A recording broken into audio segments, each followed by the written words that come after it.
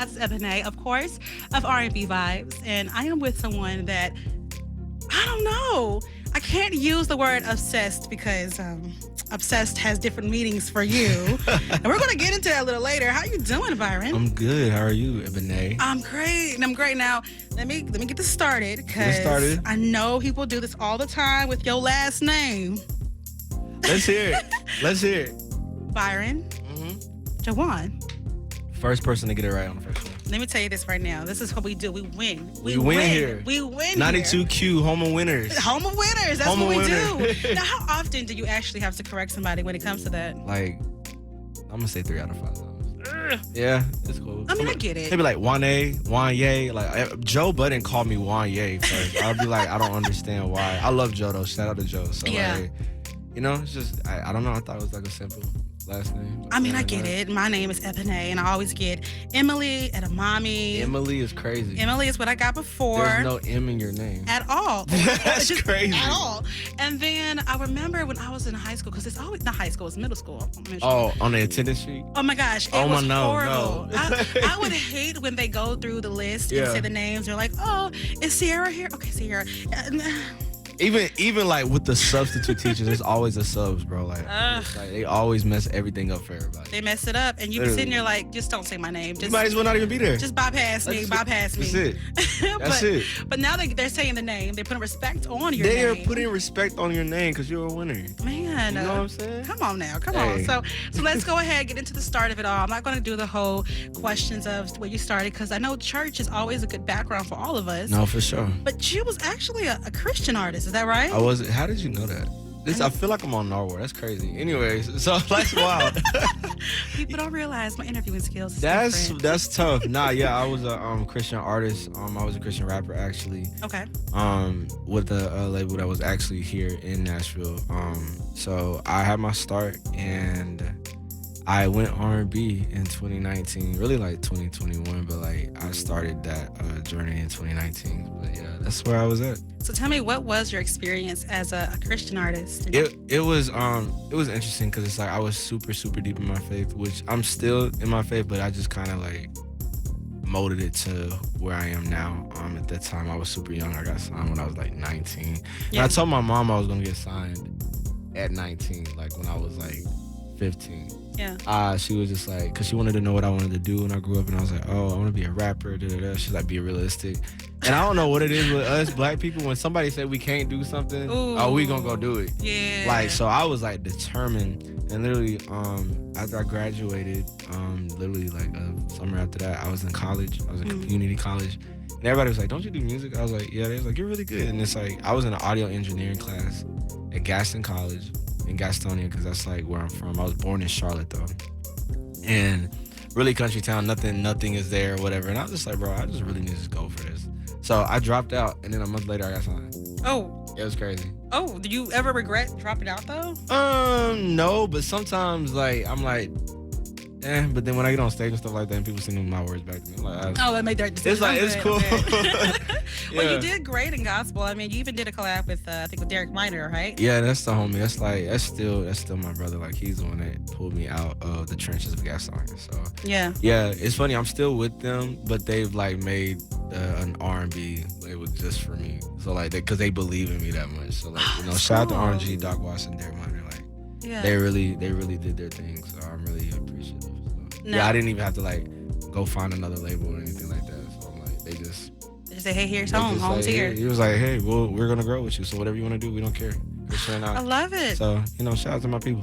Now I'm curious about the conversation you had with mom, because if I'm correct from my massive intense research. How did you find this information?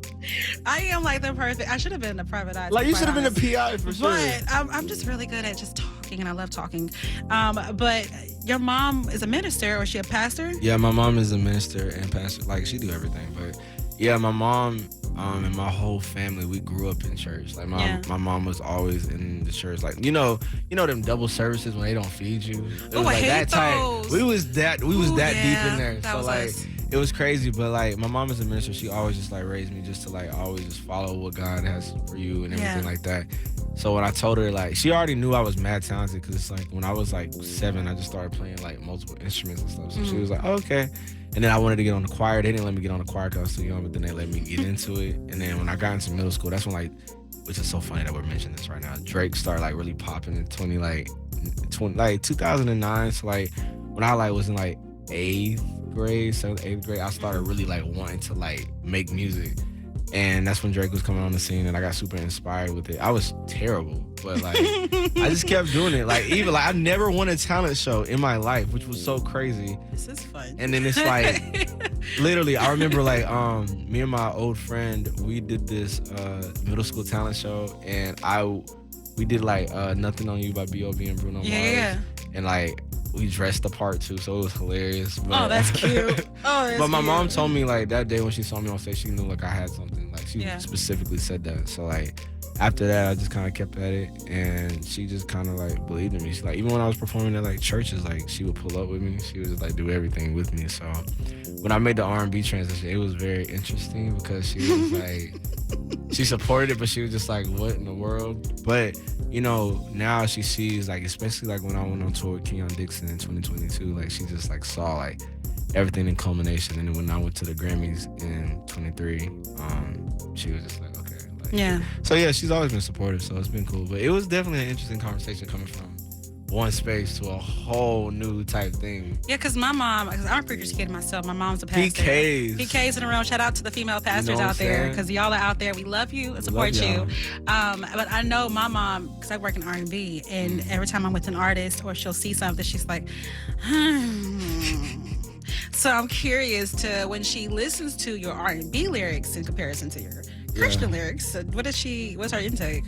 She just be like, you gonna do what you gonna do. But, you know, but I think it's cool because it's just like, the song that came out that just blew up for me was just an accident, was Obsessed. Like, I didn't even mean to write that. Yeah. Like, I'm a songwriter, so I was just like, because at that time I'm still in this, but I got recently inducted into Timbaland's Beat Club as a writer. So I was just like writing stuff. Yeah. And then when I made that song, it just was an accident, and then it just kind of like happened. And I was like, okay, whatever. I went to the studio, I didn't really think anything of it, and it just started going crazy viral.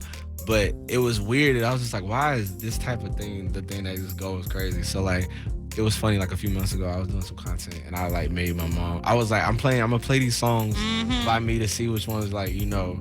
So then I played just a few, and then I played Obsessed, and I was like, you know this one? She was like, yes. So I was just like, so I mean, but I'm just super honest with my mom. I don't lie to my mom. I've never lied to my mom about really anything that I do. I'm just like, if she asks me like, do you beat? I'm like, yeah. So I'm just like, yeah, you know, I'm a grown man. It is what it is. It is what it is. But you know, we gotta talk about that real quick. That song Obsessed. Let me tell you, I like the song. It's a great song. Yeah. I'm like a mama. Because when I heard, I gotta look at my little notes because I gotta remember this.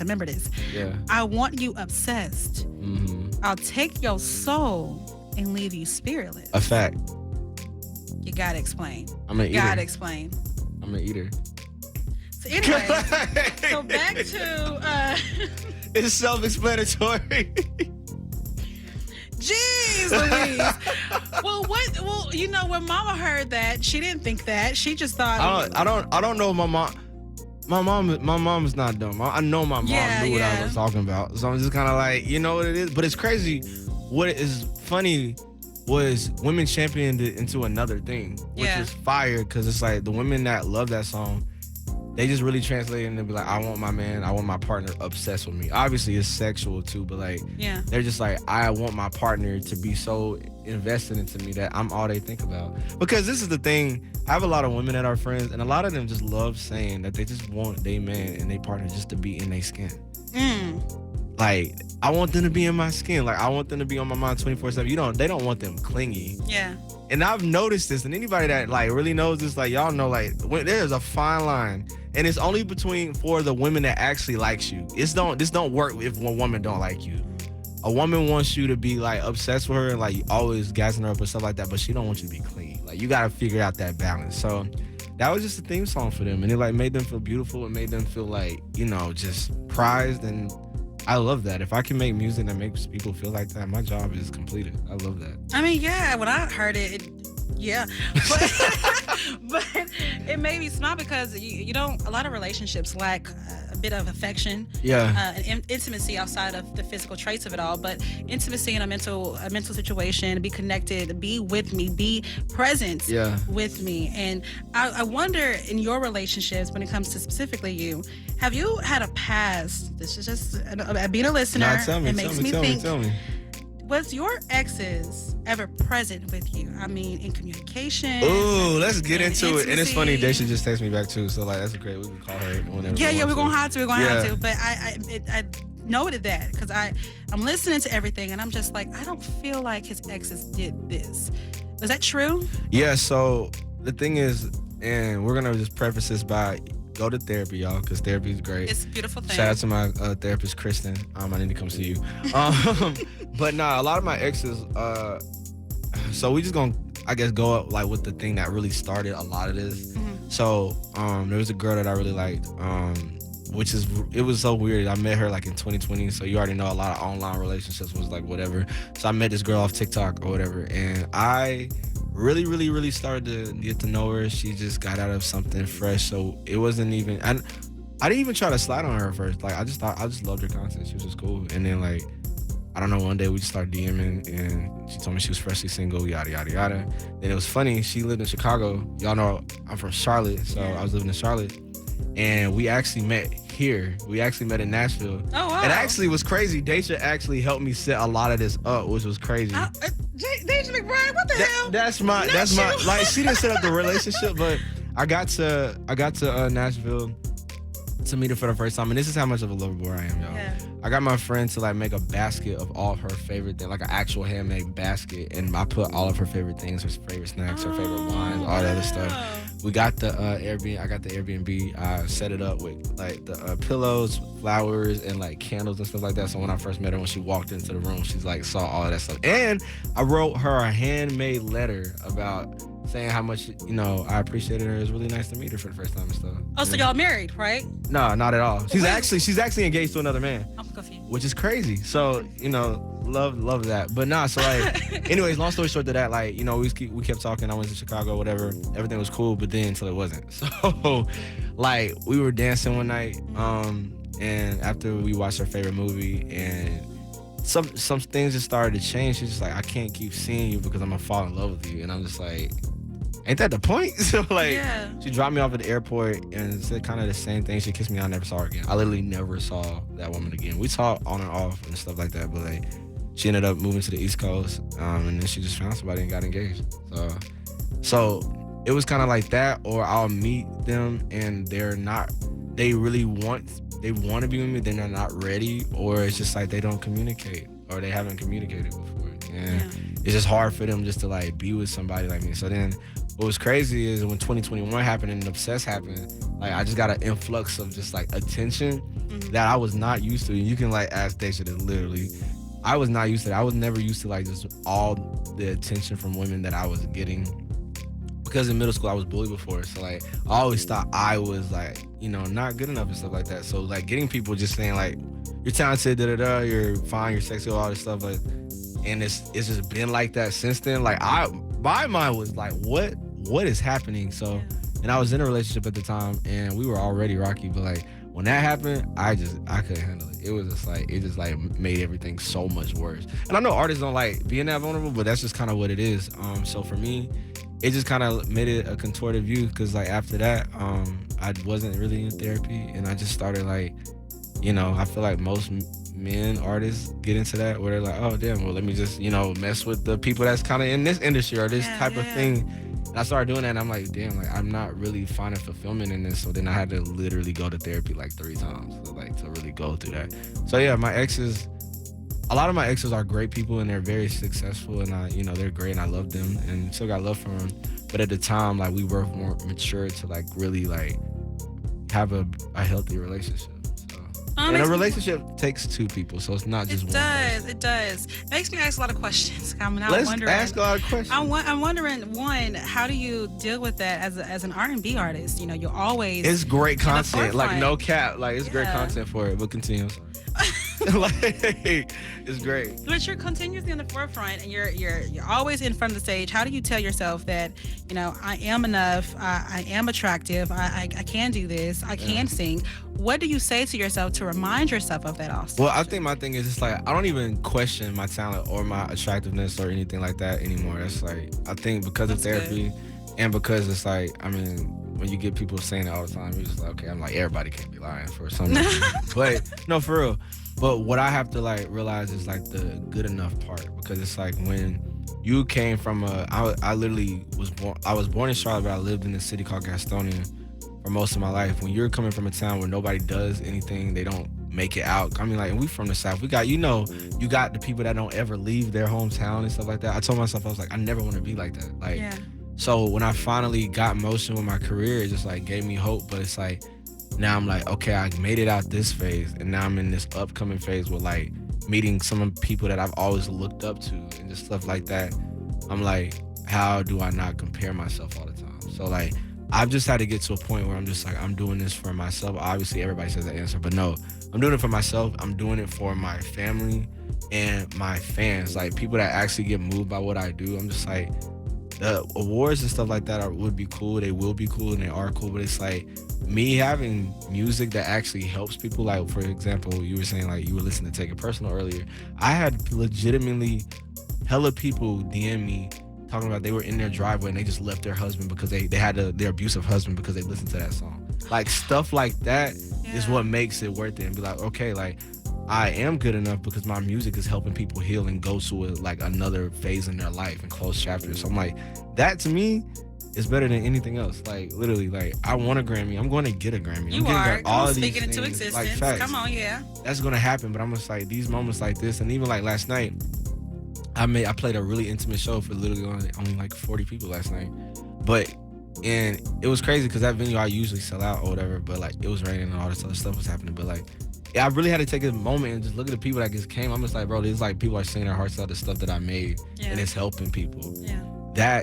That is just beautiful to me. So I'm just like, that's how like I keep it cool because I'm like, bro, like this stuff is like really like just helping people from stuff that I just make in my room. Like that's crazy. So that's Your how music I do it. is helpful. Your music is healing. It's honest. It's very loving. And I think as someone that had, I was listening to Take It Personal. Take It Personal. I was listening to that, and then that drove me to a lot of other songs by way of Beautiful. Love that song.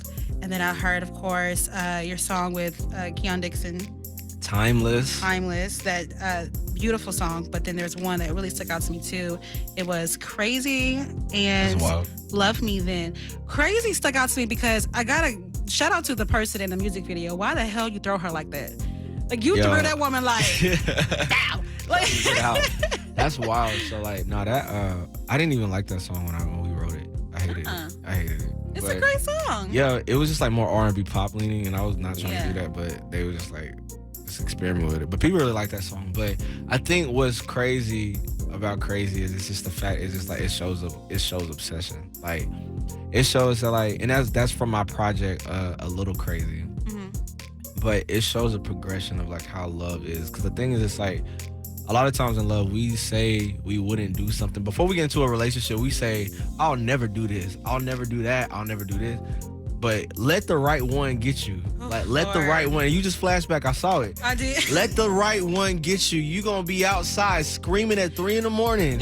You shouldn't be doing that anyway. You know, that moment for me. I'm trying to tell y'all. Because I'm not going to lie, you're right. Like I told myself, I'm never going to be that woman that's going to be like, hey, boo, how you doing? Just checking on you. And now that I've realized, like, okay, no, for the right one, I will. That's what I'm saying. I still haven't found him yet, but that's what I'm saying. And the right one, I definitely would. And it could be in a good way or a bad way. Like, I've told myself I would never be in a relationship, like, when I'm raising my voice with my partner. I've been in relationships where it pushed me to the point where we were screaming at each other. I'm not a person that does that. Yeah. And I hate that. And I always told myself, oh, I wouldn't, like, be like, this was like when I was like immature and like younger. I was like, I would never be a simp for a woman. I literally made a whole trip for a woman that I never met, wrote her a letter, all this other stuff, and just did all these things for her. So like, you never know what you'll do for love until you are in love. It makes you crazy in a good way or a bad way, but it's just like depends on who you're with and how healthy that relationship is. So shout out Crazy. That was just one of the highlights of that album. So, Well, let's go into Timeless. Timeless for was sure. is a beautiful song. Tell me like how that collaboration happened Yeah. and the makeup of that song. So pretty much like in 2022, I went on the No Skips tour, slash Closer tour with Kenyon Dixon. I think we met at South by Southwest in 2021, the year before. And that's when I met Shawn Mendes. That was crazy. Wow. Yeah, I was at Soho performing and Shawn was just there. And he was like, I really like your music. I was like, wow, that's crazy. I was like, why do I know you? You look so familiar. I'm like, well, who are you? I was like, oh, snap. He's like, I'm Shawn. I was like, oh, you're Shawn Mendes. Yeah, so it was cool. Enjoy your coffee. You know, like literally. But, you know, Doc and Craig is Kenyon's manager. They just had a really cool relationship and they just like let me join them on the tour. And I'm gonna tell y'all, like, if y'all ever heard of Kenyon is probably one of the best performers in our space. Like, Kenyon is just so good. Like, and I was so scared when I was going on a tour because I was just like, because it was him and Susan Carroll. So I was like, I'm not gonna act sing these people. It's just not happening. I'm just like, I just know that, but it taught me to be comfortable with who I am. Because when you're on stages with those people, I'm just like, you gotta like channel what makes you special. And what makes me special is my crowd control, my performance, but also like my honesty, my vulnerability in my songs, and my catchiness to my songs. And I'm just like, let me just like, I'm bringing something different to the show. That's why I'm on the show. Yeah. So that helped. And Keyon just taught me a lot of vocal techniques that just changed how I do things forever. And like, just hearing how his songs resonated with people is what made me like make all the songs that came out after that, which like Take It Personal and like all that other stuff and Timeless. Like, it made me really want to make R&B music. So that was amazing. So yeah, so after that, I was super inspired and I made the album that's coming out August 2nd. Okay. That year. And I was like, I need to make some real R&B. Yeah. Kenyon challenges me to make real R&B. And also my other mentor, Xavier Omar, he makes. I love him too. That's my brother. Like, Yeah. he be, if I ever come to him with a problem, he'd be telling me about myself. But that's what you need though. But it just made me want to do that. So I made Timeless. I just wrote it before I even like thought about getting Kenyon on it. Yeah. And it was just, I wrote it in my old apartment, and I was like, oh, this is like some, like, I want to make some real, like, I'm talking about like some uncle be like, you don't know nothing about this type of thing. So like I made it, and then I was like, I'm gonna just see if Kenyon want to get on it. It was a long shot. I mean, like, we're cool. So I just texted him. I was like, hey, da-da-da. He didn't say nothing at first. And I was like, okay. But then he was like, I love this record. I was like, oh, snap. Because if I got Kenyon telling me like he loves a record, Yeah. I was like, damn, like that's crazy for me. And then he sent his verse back, and I was like, bro, this is gonna change the trajectory of my career. Like, it just did, because it's like, I'm not even the one to brag on stuff, but like, I know when I have a good ear. I know when good music is made on. So it's like, this is a really good song. Like, this is like one of them ones for me. So it was really cool. And then like we did the video, and it was just beautiful. I really think, no pun intended, I really think that's the time of the song, like literally. And I feel like when it actually catches on for real, to like mainstream appeal, I think people are gonna be like, this is like really crazy. So, you know, shout out to Kenyon Dixon. Yeah, that's how Timeless got made. And I love Timeless. I swear, when I hear you speak and I hear you and I think back of these songs, it's like, I can't wait for that mass appeal to happen. I feel like it is happening though. It's slowly. It's like, it's happening. interesting. Like, it's like, the more, I don't know, it's like so weird, because it's just like in the last like 2 years, it's just like stuff has grown just like so much, and I'm just like, I can't even imagine what's about to. I already know what's about to happen next year. When I drop this, I'm not even just trying to say this because like I'm really not, but it's because of the time that I took into this. Because it's like all of these stories on these songs are real things about my last relationship, and it is just so relatable and so painfully vulnerable, but like beautiful. Yeah. And like, I don't even like. I'm a songwriter, so I don't really co-write with people, but I brought my friends in to co-write with me because they know me and they are great. Daisha wrote a lot of it. Daisha's on the album. Daisha McBride, Nashville's own. She's going crazy. Shout out to her. Yeah. Obviously Kenyon's on it. Just a lot of other people, and it's just so. It's not even from my mouth. It's from Daisha's mouth. It's from the label's mouth. This is like my best work like I've ever made, and I know everybody feels like that when they drop a project. But me, I'm very critical. I'd be like, okay, that was cool. Like I told you, I don't like the song Crazy. Like, it's a great song. It's a great record. Yeah. I just don't, it's cool. It's okay. It's cool. But song. like, this project is like going to change my life. And I know it's going to change. It's going to make an imprint on R&B. Like, it's literally going to make an imprint on R&B. So I'm like, I'm so excited about it. So I'm excited for you. Yeah, it's crazy. And we don't have a release date yet. Apparently, my manager said it's gonna come out August 2nd. So yeah. August 2nd. So that is true. That's the date. August Yeah, 2nd. we gonna let's just say August 2nd. It's gonna make me want to turn it in faster. So, that's fine, but as long as I get it to hear it too, I oh want no, to hear for sure. it. I mean, definitely it's want to done. listen to music. I can send you the link. It's done. Please do. Okay, don't I leak swear, it. They would literally be like, No, you're good. But I'm super excited for the change or the stamp you're going to actually make in R&B with your name. It's going to be timeless. Oh my God, it's that's gonna perfect. Be amazing. That was a perfect segue. Wow, that wasn't it. It's like you do this or something. I mean, I just do it for a little bit. Just for a little bit. Well, can you tell me another collab that you want to do? Other collabs that you're looking forward to doing, hopefully in the future. Man, there's so many, but I don't know. I think I want to go. So I have like this list that I want to do. So Xavier was literally one of my bucket list ones. So that was crazy. That was one of my first ones out the gate, which was wild. Kenyon was one.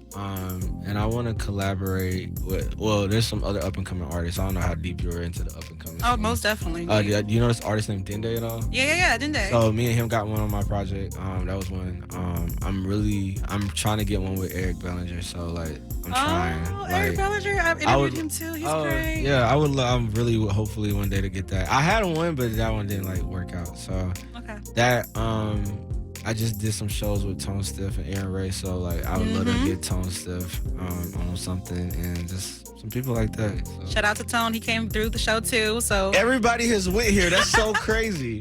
I love Tone. He's so nice. Like, Tone is a sweetheart. He really is. I think that because to me, I feel like people they look only to mainstream sometimes and they lose the beauty that's actually behind the artists that are still striving. They're going to get to that mainstream side. They're going to get there, but learn the artists at the journey for now, not till later. That's been something I'm very passionate about because when I think about myself as a interviewer or as a personality with all my other titles that I freaking have, I love people that say, oh my gosh, I love you, you're great, I love what you do. But then they's like, did you do this before? Yeah, the previous stuff that didn't get seen. So you know what I'm saying? Like, look at my stuff right now. Look at me for then, now, and get ready for what's coming out next. Because what's coming out next, again, it's going to be worthwhile. It's going to be great music. It's going to be a beautiful, beautiful artistry, and it's going to be again noted to timeless. It's crazy because it's like I think a lot of people don't understand. They just see the result. They don't see like the work that you do. Like literally, like even with like this last show, I'm just like people didn't see when I was like legitimately on the streets of Charlotte like every day passing out flyers in my own city, passing out flyers, like just going to like open mics, going to like freaking clubs, like just going everywhere, just passing my stuff out. So like I just want to encourage anybody who's just like don't stop. Like I know everybody wants to focus on the end goal and the result because you know that's when you get the praise, but like you really start to fall in love with what you're doing through the journey, even if it's hard, even if it's like aggravating. I'm like, just enjoy the process because there's gonna be times where like you're already at the destination and you're gonna miss like having the genuineness of trying to like work to get a goal. So just enjoy that and keep going. Okay, I feel like I could talk to you forever, but I have to cut the interview, unfortunately. Guys, don't forget, August 2nd, we're going to hold him to it. New project coming out, and then, of course, you're going to hear all his songs. We already played Take It Personal on the airwaves, and I'm going to, of course, introduce more music of yours. That's tough. So y'all get ready for him. And thank you again for stopping by RNb Vibes. Thank you for having me. All right, that is it. Bye, y'all. Before we log off, I had to I get in my questions with these artists, and I get obsessed with them, of course. And we was talking about off screen about this question, and I want you guys to hear this. What's the anxiety you feel as an artist, and what are some challenges experienced within the industry? I think this is so crazy because I don't know if everybody's gonna ever be vulnerable, but that's just my thing, I guess. Yeah. But I think being an artist is so filled with anxiety because it's like, one, you're sharing so much of you to the world in a song, and then people off rip in 30 seconds they either gonna be like, this is trash, and people can like have their opinions about art or whatever, but they gonna be like, it's trash or it's not or da da da. But I'm like, people don't understand, like people are in their rooms like legitimately reliving their trauma, putting it in a song. If it's like that, you know what I'm saying? Yeah. Or whatever, they're reliving their experiences or something and they're putting it in a record to share the world. So one, that's already scary because some people don't even like sharing their self, period. So that's a big one. And secondly, it's just like you never know if people are going to show up for you. And that's when what makes or breaks artists, because you gotta understand, like, nobody is going to or needs to want it more than you do. Like, I could put out a song. It's not, my manager and my label might do stuff, but I'm just like, it has to be me that continues to push this stuff. So I'm like, if I don't believe in myself to a higher degree, nobody else is gonna believe in myself, and that's tough for people. And thirdly, it's just like everybody is scared that they're not gonna make it. Like, even the people that we think are on, I'm just like, everything is not promised. Like, you already see what's happening with the beef right now with like Kendrick and Drake and all that other stuff. Yeah. I don't think anybody would have imagined with the things that are like being whatever about Drake. Nobody thought that a few years ago. And it's just like anything in this game can change at any moment, and there's never any certainty. And that's scary as hell for people, especially for me, because it's just like, I love what I do. And I know I'm going to make it to the next level. I'm like, hell, I'm in a freaking radio station because I made songs in my bedroom. That's fucking crazy. You can bleep that out. But literally, it's crazy. And I'm like, that's so wild. But like, we always have that anxiety. I'm like, this could be taken away at any time, because it's like, music is a consistent rat race, because it never stops. People's attention span are so short right now. Like, so we try to continually develop moments for people to connect with us, but there's always millions of other things going on. So when you get a fan base, you're like, oh wow, hopefully they still like me, they still like me, they still like me. At least that's what I've struggled with. So I've just had to find peace. I'm just like, whatever I make, it just needs to be genuine, and like, it connects with who it connects with. Yeah. People are gonna like me if they like me. I can't control if people like me or not. So I'm just like, I've had to relinquish that and just believe that in the journey, almost like where I'm supposed to be is where I'll end up. So I think that's why a lot of anxiety comes with artists. And I'm just like, obviously money is like always fluctuating. Mm-hmm. I know they don't want to talk about that. I'm just like, being an artist is hard. Like, literally, like, you can come do a show and you only make $200. Yep. Maybe another night you'll do 4,000, but like, you don't. But then you gotta have all the splits that you take from all your team and stuff like that. I'm just like, so it's hard. So music is possible. I know people that, all my friends actually do it for a living. We all do it for a living, which is super, like, we're blessed to do that. But, it comes with a lot. So I think it's, whenever you see your favorite artist or listen to your favorite song, show them some love, because it was like, it's hard to do this. So I think that's what I meant by that.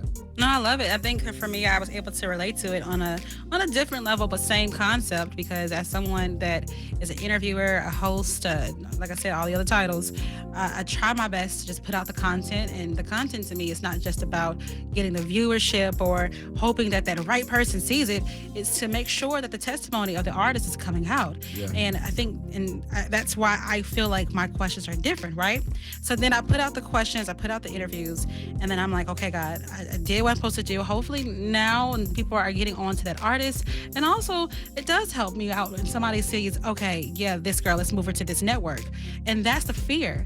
That's the fear. It's the anxiety of, is this going to work or is it not going to work? Do people want to listen? People want to hear? People attention spans? It's a lot of questions in it. And then on top of that, having this career, it doesn't come out with a six-figure salary. No, you got to still do other jobs. You still got to, you might be asking a question to an amazing artist, and the next moment you're serving some tables, because you have to continuously be on the grind. Yeah. However, being on the grind, and don't lose sight of what's in front of you. Don't lose sight. When you lose sight, when you lose that, you're like, you're in a race and you're running, and you're looking at everything around you, you start to slow down because you get distracted. Don't get distracted, keep running. And never look at the different things that stumbles your walk, your run, whatever. Just keep going forward and have the faith to know that if you just keep trying and keep going, I promise you it's going to be all right. And that's what I tell myself. That's a fact, because it's like, it's just really, for me, it's just like math. I'm like, if you continually pull up shots, you're gonna make at least one. You're gonna make at least one. I'm like, that's just real life fact. But if you don't do anything, you just give up, you're not gonna get any results. So I'm just like, I'd rather keep shooting and just hope, like, and just see if one of them make it. I just gotta put all of my shots up. But if I'm not shooting, like, I'm not even gonna be in the game, and I already lost. So like, y'all just gotta keep going. Like, literally, I know that's cliche. It's just very cliche, but as I get older, I'm just learning the most cliche statements and the most simple facts. So, like, they're true. So. You never know what's going to happen after you take that shot, too. Like, when I tell you that it'll be some random moments I'll have, and I'll get a text message from someone that I look up to in the industry, someone that's like a mentor to me, and they're like, I love the interview you did. You did a great job, da-da-da. I'm like, oh, I feel good. I feel like I did my job. Because you never know what's going to happen. You never know who's going to see what. So when you stop grinding, you're stopping the possibilities. Right. So just keep on going. And that's an advice to everybody as you are in your field, regardless of what it is. You just got to keep going and never lose sight of that. So, That's a fact. okay. I try to make sure. Do I have any other questions for this man? Probably I do. But guys, I'm going to make sure that I bundled this all up in a beautiful package for you guys on YouTube. And I thank y'all for listening and talking to me about, by the way, what social media? That's what I forgot to do. Social media. Yeah, all my social media is at Byron Juan, BYRONJUANE, everything. So follow me, tap in with me, and, let's build. Me and Nashville's very own Daisha McBride are dropping our single, I Want You Now, May 31st. So make sure you tap in with us and stream it. By the way, that's my birthday. Oh, it's your birthday. Yeah, that's my birthday. Y'all, that's so that's weird. crazy. This interview is wild. Y'all gotta tap in. Sorry. It just cracked me up. I was like, May 31st, what day is it? That's not It's your my birthday. I'm getting a song for my You birthday. get a whole song with Nashville's up-and-coming star, Daisha McBride. I mean, that is my family. When I tell you, I told Deja, I mean, a cousin, what's up? Where you That's at? crazy. That is, like, she my play cousin, but I'm like, you my cousin. I don't, We we are like cool. She probably love not. her. I think she in Texas right now. Oh Lord, she gonna be able to answer today. We're gonna see. We're gonna see. She might not. Oh She my probably gonna be Lord. outside. I need to have her back on the show. I interviewed her when I was doing the show with live performances downstairs, and then I moved up here. And did different. Yeah, nah. So no, my friend at the radio station. Oh damn, I think she was doing something. Anyways, What's she doing? I don't know what she was doing. Either way, Nashville's very own Daisha McBride is on my song, so y'all should check out. Okay. Oh Lord, I got some text messages going on. Jesus. Anyways, Check it out, Deja McBride. Of course, check her out. She's an amazing Nashville artist that we've had on a while ago, but to come back at some point. So, Deja McBride, Byron Jerron, y'all gonna come out with a song May 31st on my birthday. on your birthday. And then I'm gonna get a text message or a song, a video. This is a video, like voice memo. I don't care, of y'all singing "Happy Birthday" to me. We could try to figure it out. I'm trying. I want you to do it. No, for sure, we'll figure it out. Thank you again. Thank you.